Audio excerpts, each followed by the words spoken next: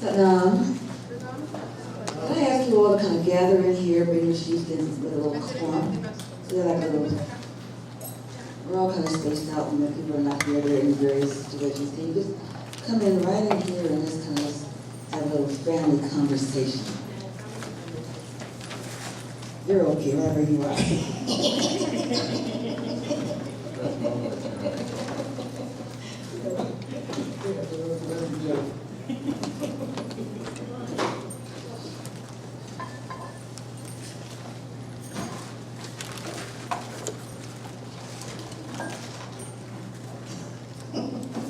There's a lot of floor down here.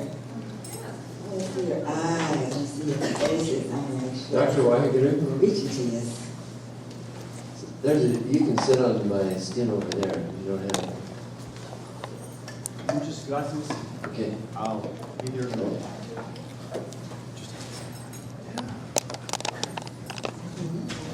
Yeah, so.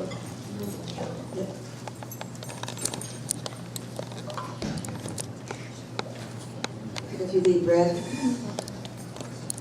Relax the shoulders, the head on the six bones. And we'll chant on the telling together with the Agade and Me. Okay, and let's begin. Agade Namen, Jugagade Namen, Sapgade Namen, Siri Gurudeve Namen. Agade Namen, Jugagade Namen, Sapgade Namen, Siri Gurudeve Namen. Agade Namen, Jugagade Namen, Sapgade Namen, Siri Gurudeve Namen. Inhale deeply. And exhale. Satnam.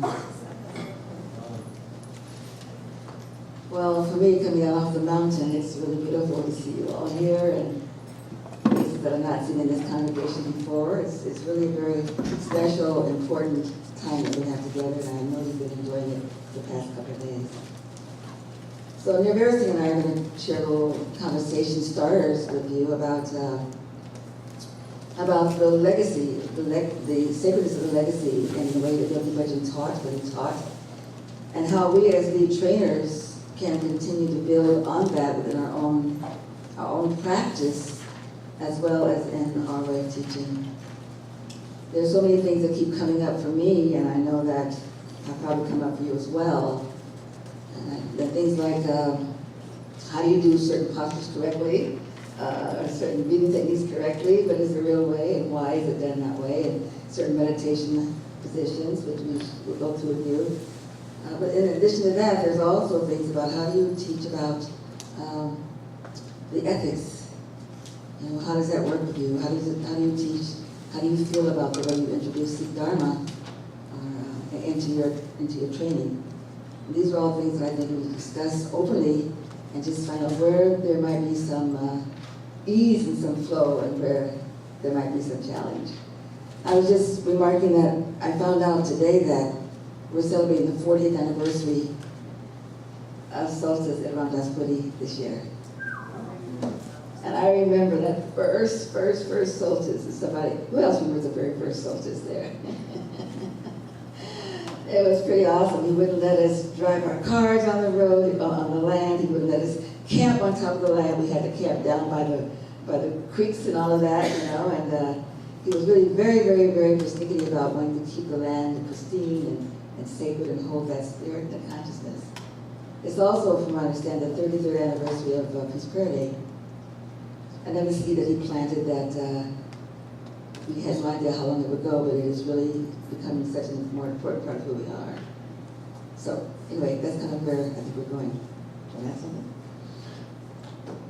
No, the orientation of how this kind of generated this collaboration between Krishna Kaur and myself. And we've had various groups kind of meeting together over the years, but it seems like we're gratefully stuck with each other to work in this particular area, and that is that there's been drift over a period of time in terms of the practices, and really the job of KRI is to have the integrity of the practice last for many generations. And so there's two elements to that, and I know Krishna's going to talk about this a little bit more, but the two elements the first element is that we essentially want to pass on Kundalini Yoga as taught by Yogi Bhajan, as taught by Yogi Bhajan is the actually most important thing. The second part is that he was a very generous person and also very realistic on how that was passed along, and that sometimes he was very specific and sometimes he wasn't. And in order to actually be very accurate, I love to be as specific as he was and as unspecific as he was in that regard.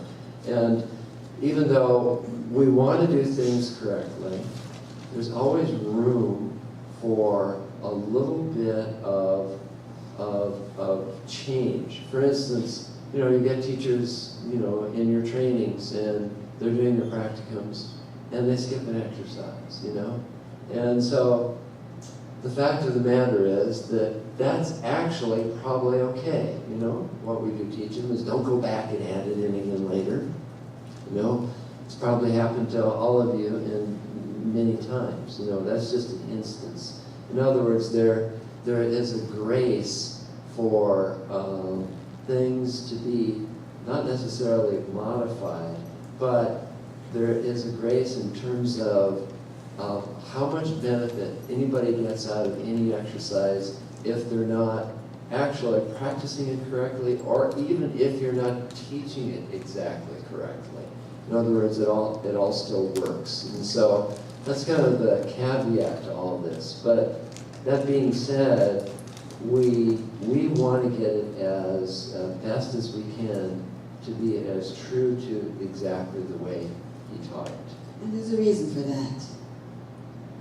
This is science, and sometimes you skip a step, and yeah, it'll be fine. You won't die. No, everyone will get something out of it. But if you want the ultimate benefit, you want to try not to skip a step, because that's a sequence. And scientists in here will know that if you skip a sequence in the protocol, or part of the protocol, then something at the end is not exactly what it is. But it's not like the end of the world. Because if you're holding the space along MO and you're really tuning into what the essence of it is, then that gets okay. But it's not like, as Nirvair Singh was saying, it's not like it's okay to just sort of decide that I'm not going to do this because I don't like this, or I'm afraid someone else won't like it. No, that's not your job to decide that. It's not our job. But there are a few things that are basic, and having been there with him, and people don't like hearing me say this sometimes. But I just remember what he did, and I think that it's important for us to try to get some of the basics together.